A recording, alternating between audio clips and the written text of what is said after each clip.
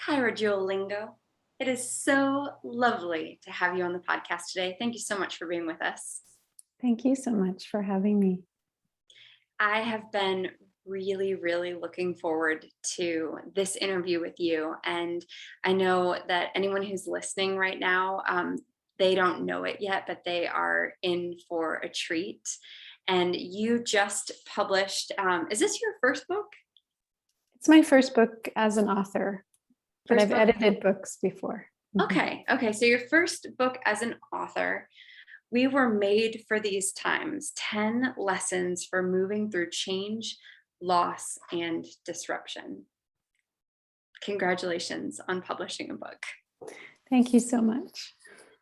Did you know only like 2% of people who want to write a book ever actually follow through with it? Wow. So it's an accomplishment. Mm-hmm. Yeah. So you have led such an interesting and beautiful life. And before we got on, I told you I would love to read your memoir at some point. I hope someday you write a memoir, because we get these nuggets in the book of things that you've done on your path. And I'm hungry for more now.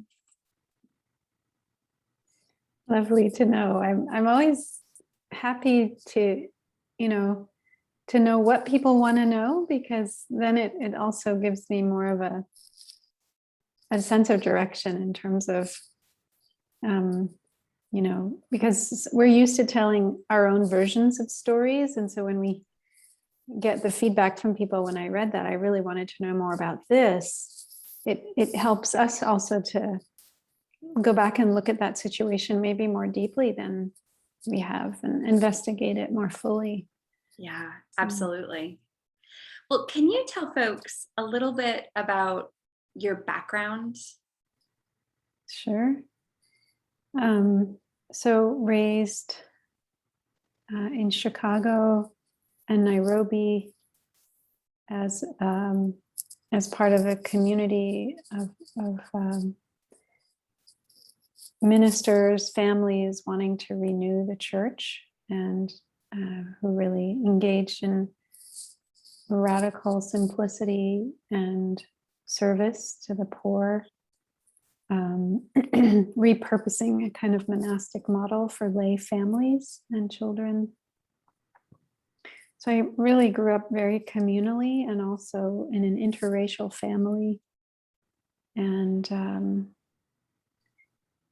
just knowing that I was here for a reason, like that there wasn't this sense of like, we're here to make money and basic, successful in some, socially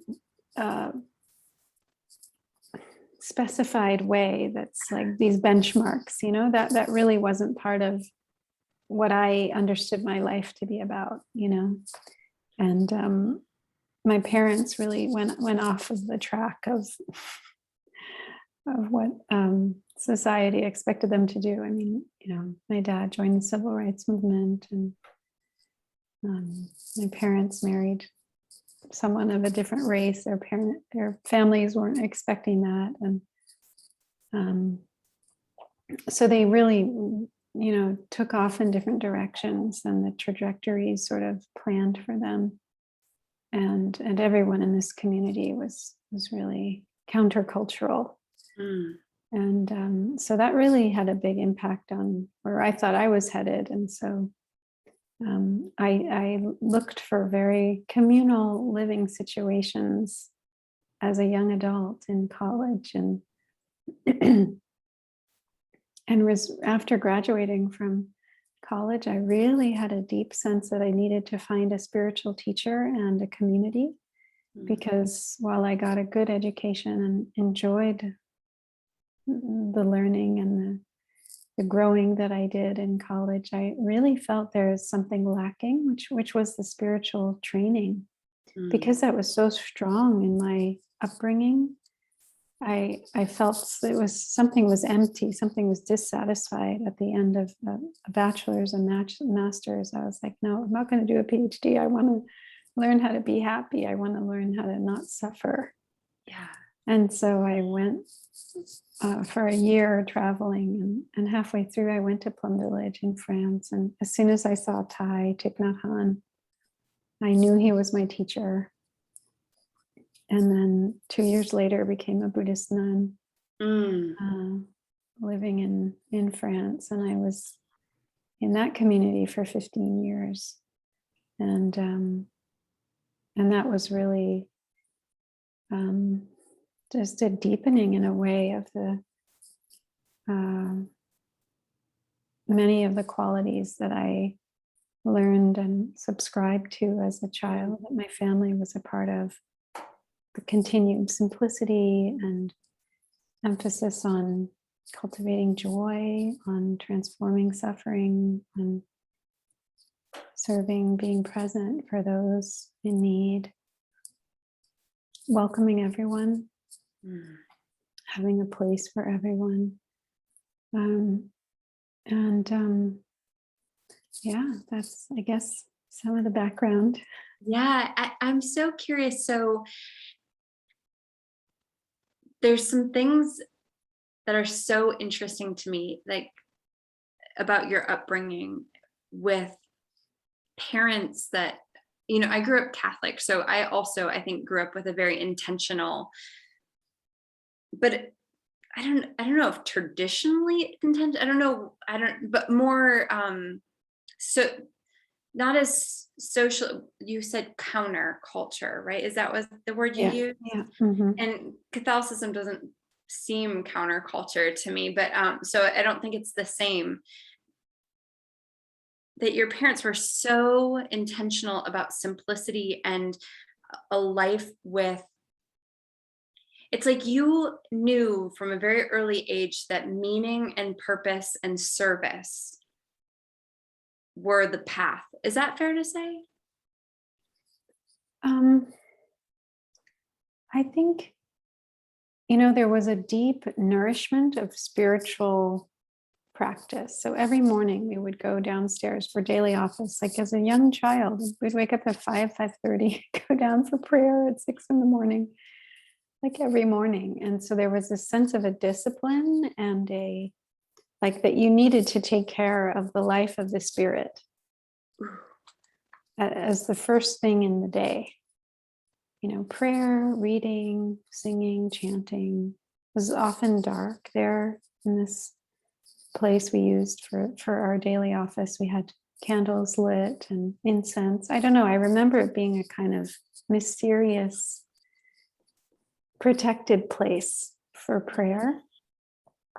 So there was a lot of ritual in my upbringing. So you didn't eat a meal before you sang, or you read something, or you shared something. Like there was all this, like, you do things in a particular way to mark what you're doing.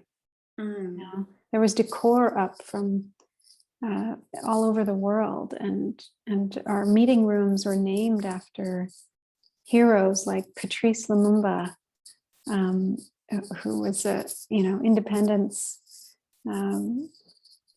activist and first president of democratically elected president.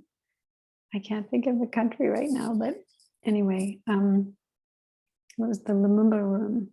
So there were all these things mirroring back to me that, like, first of all, the US was not the center of the world, and that a nuclear family setup was not the only way to live your life, where consumption and kind of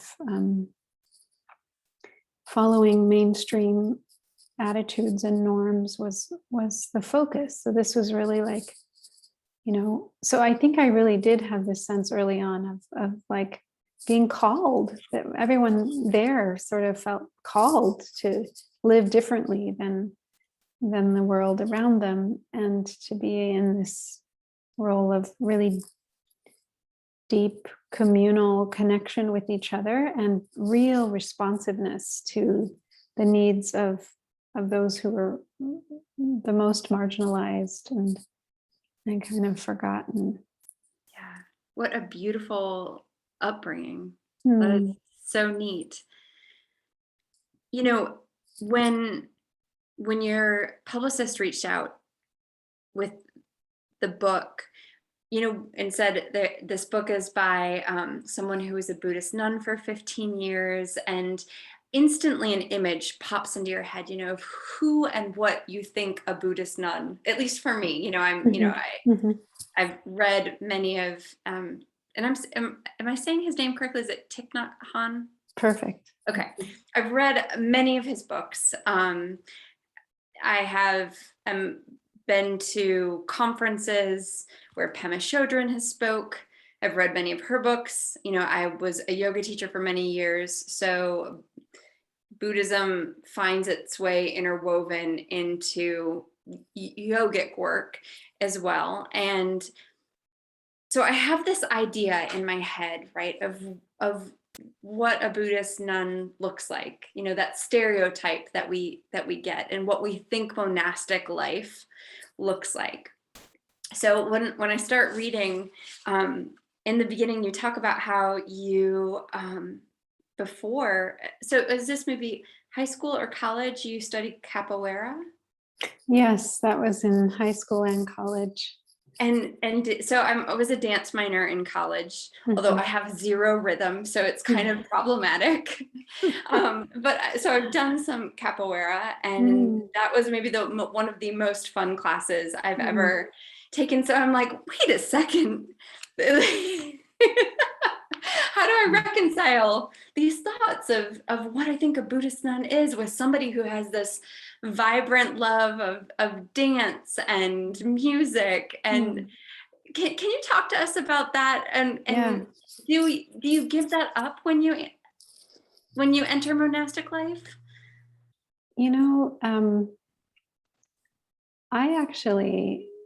I experienced monastic life as very juicy, as very fun, as very lively. And certain things you do give up, like, colorful clothes. You just wear brown robes, right? But other things got more enlivened and more colorful in terms of there was a lot of young people in the order, a lot of people around my age who were creatives, who were deeply intuitive people, and musicians and artists and writers and poets, and as well as architects and bankers. And I mean, people came into the order from all sorts of professions, or some came straight from high school, not having worked yet. But what happened was the mindfulness practice and the slowed down simple pace allowed us to find, to cultivate skills that we had, or new talents, in terms of painting a landscape for the community for this festival, or making decorations or costumes for a play, or writing a play, getting to act out a play with brothers and sisters, creating music, learning to cook, and cook a lot for like 500 people. Like I learned so many, taking care of cars, learning how a motor works so that I could be the transport coordinator, take care of our fleet of 11 vans, so all these different things, learning how to organize books. If you were the librarian for that amount of time, like, how do you put stickers and categorize books? So, there were so many different things that I got to learn. And there were so many people who could become playmates in, in making a dance, in creating something, in, thinking up some new campaign, for instance, to, get people not to use their cars as much. We had the no car day. So that was, these different things that I think there was such a variety of things that I got to experience and learn and be part of. And there was so much more that I could do because I had all these other brothers and sisters to do it with. So I thought of it in a sort of not very romantic image, but when I was going into the monastery, I was like, basically it's like I get to be a big wheel in a semi truck, that now, because I'm part of this community, we can carry a very heavy load very far, that I by myself would never be able to do. Like one wheel will never do the work of this 10 wheel semi. And so all of these creative things that I got to do as a nun were only because there were all these people that we could do it with, that brought their creativity to the pot, and their ideas and their impetus to try this or that, or Wow, I love that perspective. I was also a little bit blown away too when you talked about, I think it was at one point you went on retreats in Massachusetts, and I was like, wait a second, so someone who's I've never been on a silent retreat, although that's certainly on my bucket list, but on a lot of yogic and meditation and mindfulness retreats. I was like, if you're in a monastery, why do you need a retreat? I mean, I can think it through a little bit more, but that first initial reaction is like, wait, if you live in a monastery, why do you need to go on a retreat? Isn't your life one big retreat? And I think that's probably a misconception of monastic life, right? I mean, we had a busy life. There was a lot that was, as a nun in the community, we had retreats of like 1,000 people coming to our monastery. We had different hamlets, so each hamlet would have maybe 300 to 500 people, but still for like a month in the summer, that was like a month of morning till late in the evening work around the clock to fulfill whatever responsibility you had to make that retreat happen for all those people to get transported. If we several times a week, we'd gather at one of the other hamlets, food, shopping, cleanup, teaching, taking care of the kids, doing a children's program, doing a teens program, keeping, the monastery clean, taking care of the bookshop. So there were so many different areas where service was needed and people were needed to carry that many people for that long. And then, throughout the year, there were regular retreats of a week long or 2 weeks, 3 weeks long for, larger groups of people. We went traveling, we'd lead retreats around the world, in Asia, Africa, Latin America, US, Europe.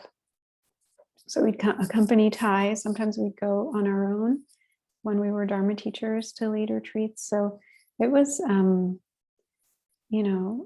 was a lot of activity, a lot of output. And then some of my work was like editing books of Thais, putting websites together, mailing lists, and creating a newsletter, like all the work to cultivate a community that will come to a center. So there was, of course, a lot of, all the times of practice were times to care for yourself and go into a more restorative kind of energy. And twice a year we had 10 days that were totally lazy, where we didn't have any activities, and we could fast if we wanted to. We could have a solo retreat. We could just take hikes every day, be in silence if we wanted. So, so there was, in some ways a good balance of activity and more inward, caring for. But, our teacher, Thich Nhat Hanh, who we call Thai, which means teacher in Vietnamese, was also the sort of person who coined the term engaged Buddhism. So this practice that is in the world and responding to the suffering in the world, not, pulled into itself for, the sake of our own well-being. And so, but what took me to this silent retreat in Massachusetts, it was really the reason that I felt the need to go outside of the community for a silent retreat in this sense was because I was really questioning my monastic path at that time. And I felt I couldn't honestly, engage the question, should I stay a nun or not, if I were in the community, because there was just too much pressure. There was too much in me wanting to make it work and to not disappoint people that I loved, who loved me. And so leaving the community was really, I took a year sabbatical to start with, to say, I just need the space to consider what it is that I truly want. I can't really honestly give myself the full range to explore that question within the community. And those silent retreats that I did at IMS were super helpful, just in terms of helping me sit with that question and give it space and, be with all of the grief and the confusion and, conflict, the inner conflict that decision brought out. Yeah, I think that's the part that I would love to hear your memoir on, because so the deeper part of your book is that, so we were made for these times. So each chapter is so beautifully laid out because you take one concept, one yogic concept, and you apply it to really where we are. And towards the end, I think it's one of the last chapters, is titled "We Were Made for These Times." And you talk about how being younger, you wished that you were born in a different time. And I can relate to that so much. I mean, I remember thinking, oh, I should have been a flower child. I should have been a hippie. I should have been protesting. I would, like who I thought I would have been, whether or not that's true, And it has been in the last, 3 to 4 years where I'm like, no, especially in the last 2 years, this is exactly where I'm supposed to be. And you write about that so beautifully. That's, a feeling I've had really deeply that I've not been able to put into words so eloquently over this past year. And I think that just, you said, it is clear to me now that there is no other time I should have been born into. While the basic freedoms many enjoy today are due to the enormous sacrifices of many of the young people of the civil rights movement, I believe we are each called to continue their work in new ways to bring about even deeper freedom and greater awakening so that we can truly live harmoniously and altruistically with each other, our world, and all its species. And then you go on in this chapter and you really grapple with talking about where you were and needing to make the leap out of monastic life. And so I brought up, I'm gonna go a really long route back to the question. So when I brought up thinking, okay, why does a nun need to go away, right? The point is that we're all human and we all have duties and we all have life and there's always things going on. No matter, like, the only way that there is not suffering is if you're not alive. Hmm. Well, we assume. None of us knows yet. And I think that all of us will come to some point in our life, if we haven't already, where we are asked. You talk about how you were terrified to leave monastic life because where you were going next didn't have any guarantees. You were leaving like the nest, the safety, the security, the thing that you always knew. And I think that I know that in so many of the clients as a coach that I work with, this is when there's something in our heart that we want to do and we might not even know what that looks like. That's the tension of life. What do you think about that? Like the potency of that not knowing, that scariness. It's like there's so much in that moment where we're like called out of what's comfortable and what's known into this big, scary, unknown, but some place where we need to go. Otherwise, we start to stagnate, right? Yeah. And we're not actually being true to ourselves. We're not living our authentic life if we stay in the small. There's a beautiful kind of Zen story about a true friend is one who will burn down your house if it's the house that's holding you back from who you really need to be. Yeah. And so, that, facing the ruins of your house that was everything to you, or rubble when you don't have another house, it's like, why would I choose that? Why would I? And yet, so often, those houses really are some kind of a constriction, some kind of a blockage to something that needs to emerge. And so this place of uncertainty, of like the void, you're at the edge of the void, you're just gonna fall out into nothingness.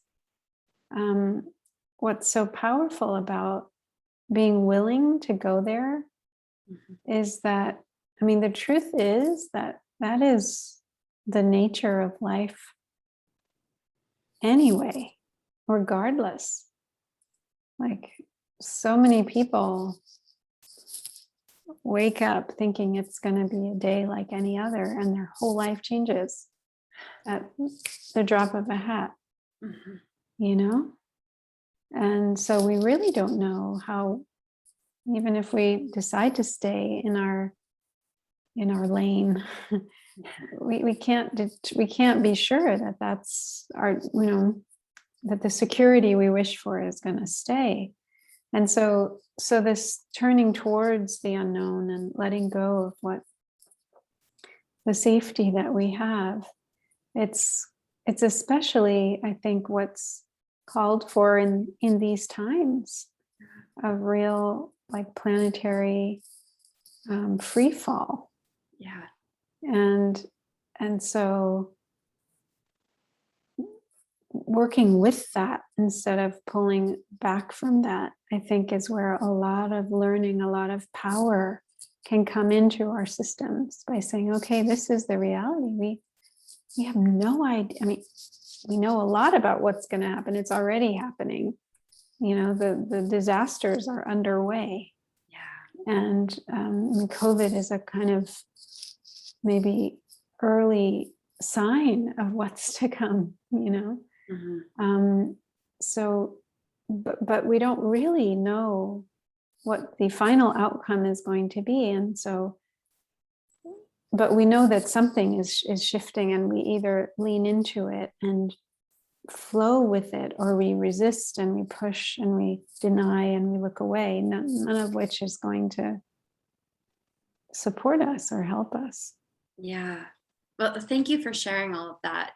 In this same chapter, you talk about the decision to leave monastic life was a decision of having to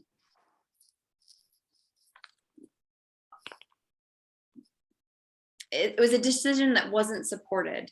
You said wasn't supported by most of the people I loved and respected. Mm. But as I listened to my own intuition, my inner voice, I learned that I could trust it. That is such a powerful thing when we realize that it's our own intuition and our own self that has to be the guide. How did you get the strength to do that? For one, I didn't rush that decision. I mean, that was a 4-year process. 2 years in the community and 2 years outside of the community, but still in robes. So I think I built the sense of confidence over time.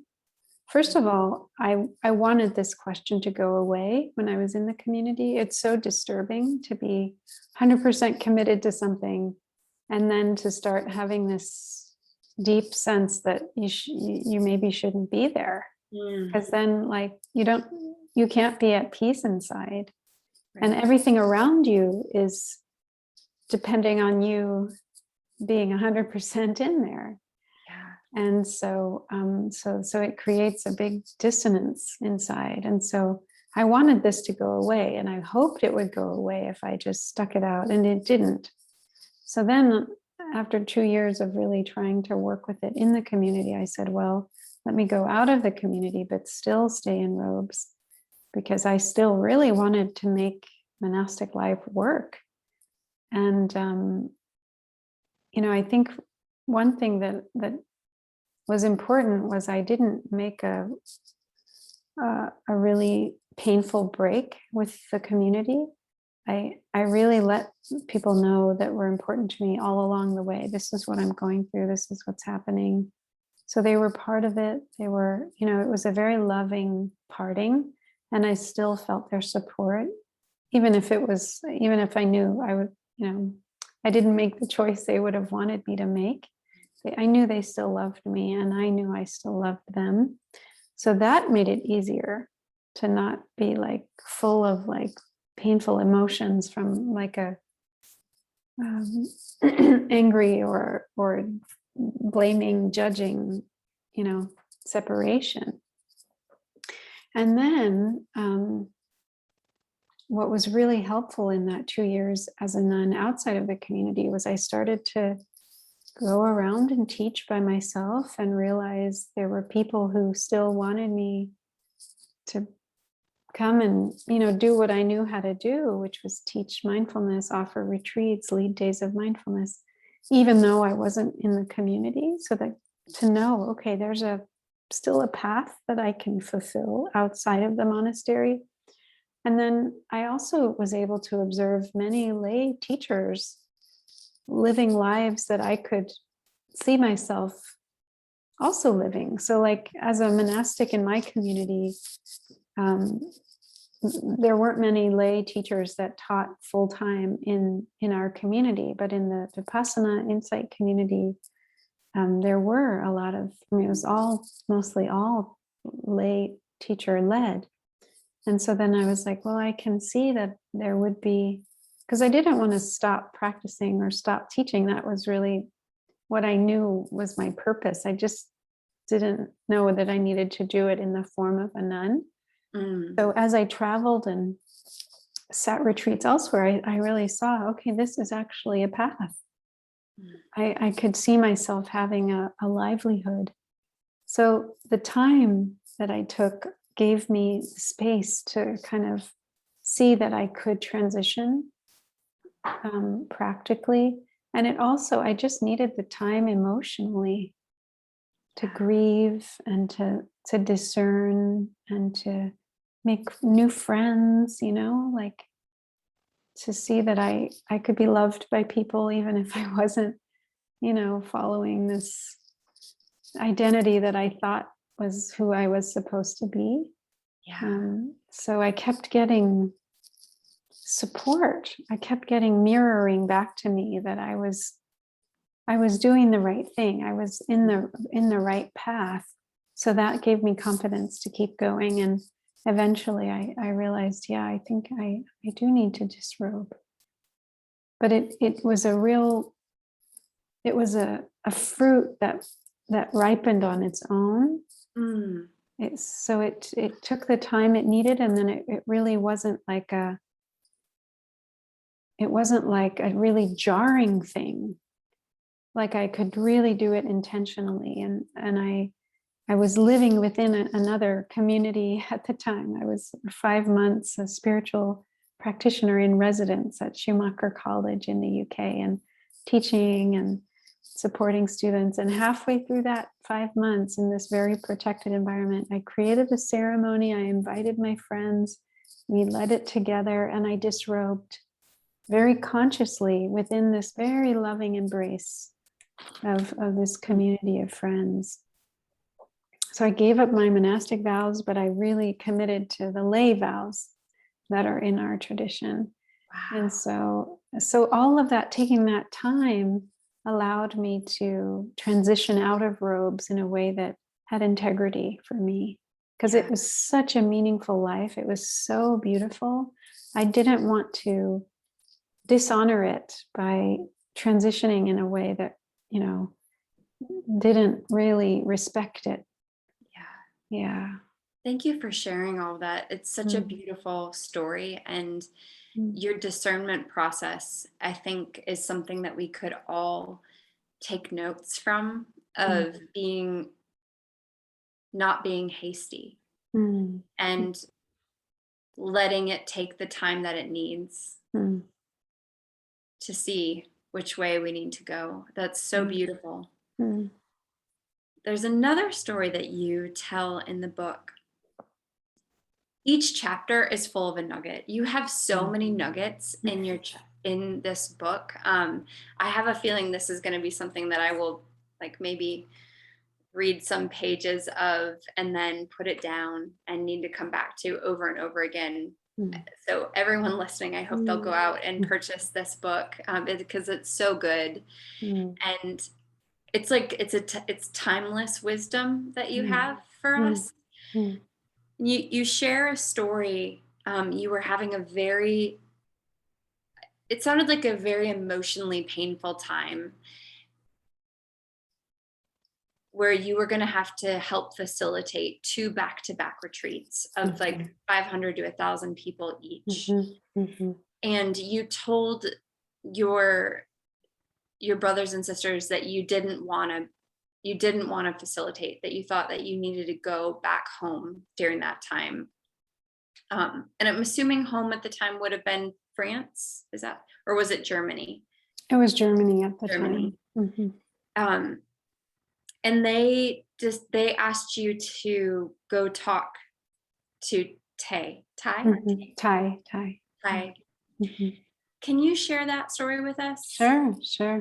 Yeah, so I was living in Germany, and I was, one of the older sisters, and in a position of responsibility along with others to kind of hold those retreats that Ty was teaching, but making announcements or organizing it, coordinating it, and being a pretty visible that I had done every year when we'd have Ty visit with the big retreats. And so there I was with all these very painful questions, and feeling so vulnerable, feeling so bad about myself for there's so much that's happening when you're in robes and questioning, right? Because you really want to uphold the robes in a beautiful way. And so you can judge yourself or feel bad about yourself for even questioning what you're doing, and you represent something to people. And so if you're having questions, it's hard to represent that with integrity, with a sense of confidence and peace inside. So I had all this inner turmoil. I wanted to go away, to just not be there in such a kind of crucible situation. And so the sisters said, well, ask Thai. And so I went and asked Thai if I could go to Plum Village, which was our kind of mothership monastery in France. And he listened to me share what was in my heart. And he said, you can stay. He didn't say you have to stay, you should stay. He just said, you're capable of staying. And I wasn't expecting that, I wanted an end to my misery. But he was really pointing to, so what he said was, this is the time to come back to the basic practices of mindful breathing, mindful walking, which was, the very, atomic level stuff of what our life was made of in the monastery. Everything was built on that basic practice of just showing up moment to moment, knowing what you were doing. So he said, this is the moment when you have to take refuge in that, and and I realized when he said that I could stay. He transmitted to me the understanding that I knew how to do the basic practice. So I knew I could get through basically any moment of danger, of great anxiety, of great disruption, just by using the basic practice of staying with my breath, staying with my body, with my steps. Because all we have to do when things are so difficult is be in this moment. What makes those times of all uncertainty, everything's falling apart, what makes them so hard is we don't know how we can meet the next moment and the next moment and the next moment. Our mind goes into what if and catastrophizing, and it's so shocking that we're in terror about what's to come, right? But we do have what we need to be in this moment. And that's what that basic practice is about, is like ground yourself in what's here and now, which is your body and your breath. And if you can do that, you can get through anything, because you'll always have your breath, you'll always have your body. That is where you have ground underneath your feet. I'm so grateful you shared that story in the book, because that all of us have experienced those times where we don't think, whatever it is, we don't think that we can stay present, stay in the moment. And it wasn't about muscling through and armoring up. It was about just taking one moment at a time. Mm-hmm. I needed that reminder. So I was really grateful for that piece of your story. And I know I know everyone reading it will benefit from that as well. I'm wondering what else you would like to share before we wrap up.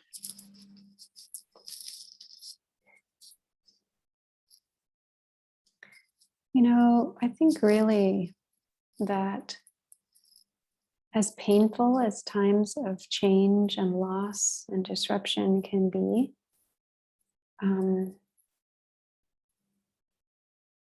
we can also really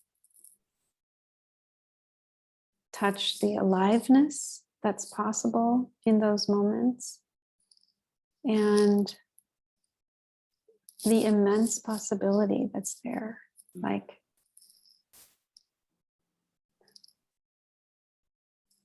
I've been listening to Peter Levine in his book Waking the Tiger, about somatic experiencing, healing trauma. But one of the things he talks about is that our nervous systems are meant for challenging times. They're meant to be going through an attack of a predator and like running or using our brain to figure out, how to get over a bridge or a river in a flood. Like we're built biologically, neurobiologically, to be able to meet high intensity, gravely difficult situations. Like that, actually doing that and moving through that is what releases some of the most fulfilling experiences of being a human, which is like, self-confidence or deeper connection to other people, or feeling really settled in ourselves because we met the moment. And so what was so powerful hearing that is, so often when difficulties arise, we think they're not supposed to arise, that there's something wrong with them coming. But actually, we are made for those exact experiences. The thing is we have to work with our systems neurobiologically, which means like, and mindfulness is so helpful here to track what's happening inside of us, to allow the natural impulses to complete themselves, to not suppress ourselves. And then, all of these strengths can really manifest, and we can feel so much more whole on the other side of a really challenging experience if we, if we also we also need the support to move through that challenge.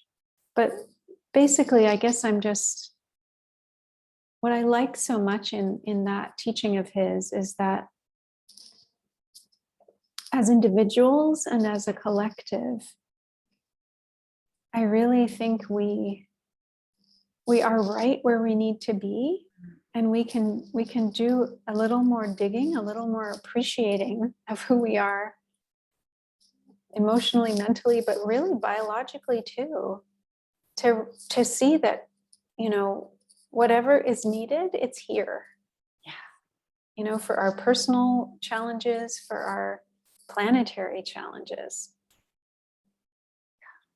Well, thank you so much for that. And my last question for you, because it's the Yoke and Abundance podcast, how do you live a life of abundance? I love this question.